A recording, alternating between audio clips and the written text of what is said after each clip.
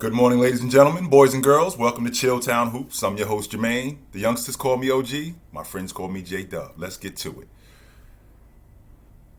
Who shows up for a game in January? Anybody can show up. Who shows up for a game in February? You know, you could get a great performance from anybody in December, even in March.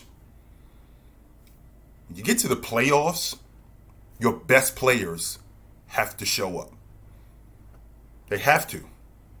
Otherwise, you won't have a chance in the series. In any series, whether it's the first round or it's the finals.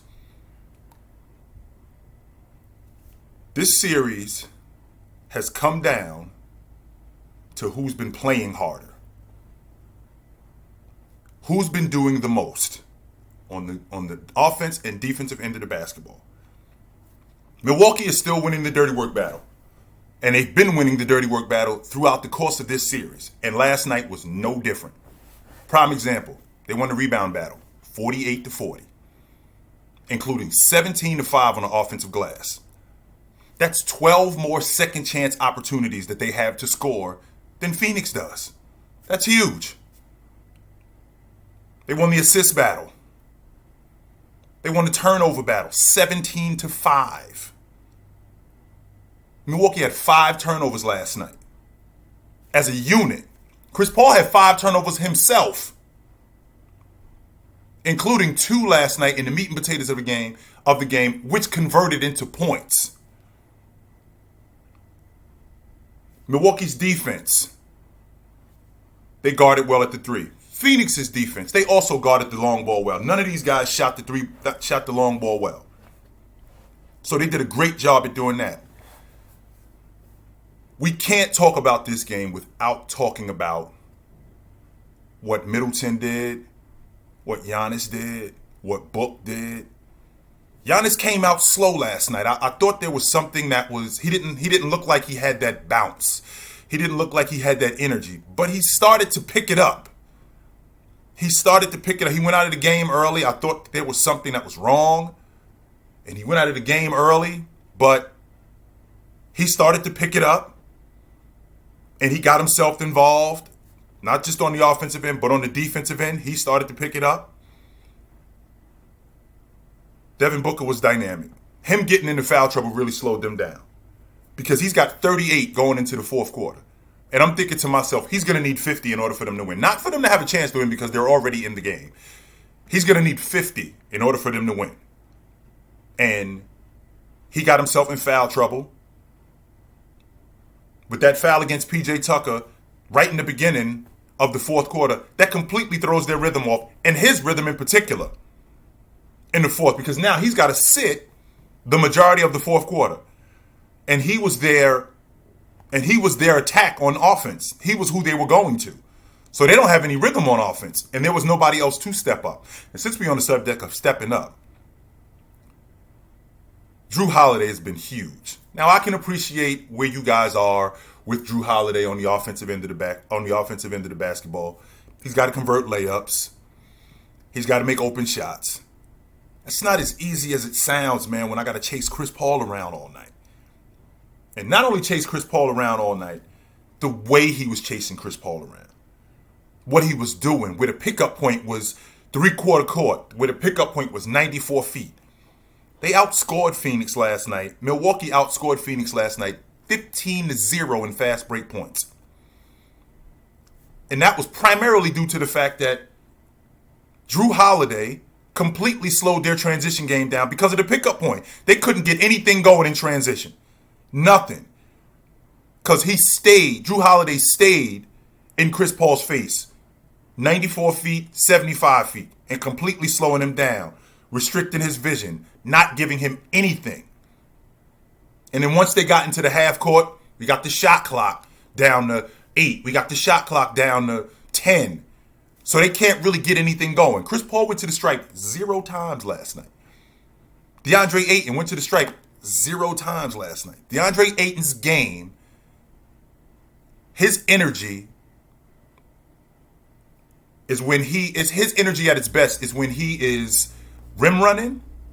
His energy is at its best when he is rebounding, when he's defending the paint, and when he's knocking down that mid-range. And that didn't happen last night. And that is conducive to them getting out in transition.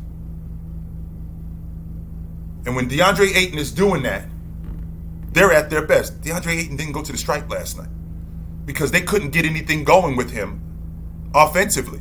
And the reason why they couldn't get anything going with him offensively is because they weren't switching that pick and roll early. They were switching it late, which I didn't like. They were switching it late, but they weren't switching it early. And that was huge because that threw them off their rhythm. Middleton he's a quiet guy. But we got to get off this notion of Middleton isn't very good or he isn't a solid pro or any of that nonsense, because he's proven it throughout the course of not just these playoffs. He's proven it in the past. I watched him put 36 on Miami last year in the bubble, in the playoffs. And it's not just one game. He's had 4 40-point games in these playoffs. He's proven that he can get it done. He'll have a bad game, but so will Giannis. So will Chris Paul. So would Book. So would Anthony Davis. So would any other great player in the playoffs. This is one of the best playoff runs that I've seen in Middleton. And I can't say enough about his game, where he didn't back down last night. He stuck to what was working. Not just what was working in the first quarter, it was working in the fourth quarter too, because he stuck to it.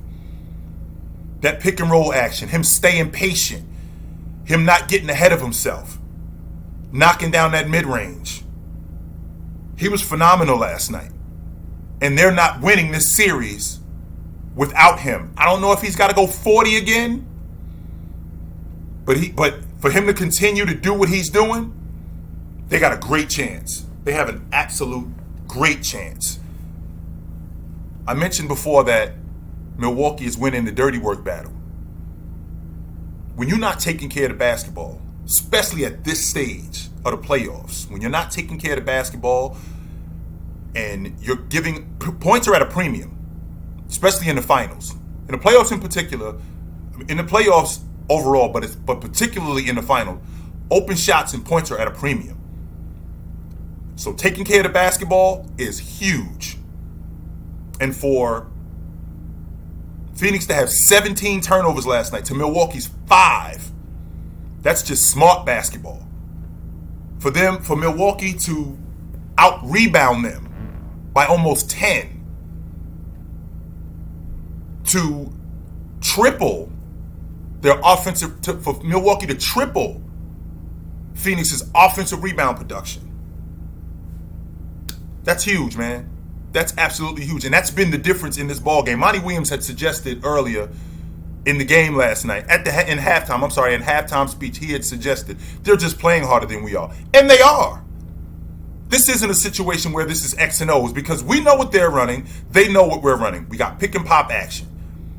We got cross screens. We got down screens. We got transition basketball. We know what their sets are. We know what they're running. They know what we're running. So this isn't a matter of X and O's. This is a matter of putting this stuff together and converting. And Milwaukee, since they've been home, have been doing a better job. And since we're on the subject of being home,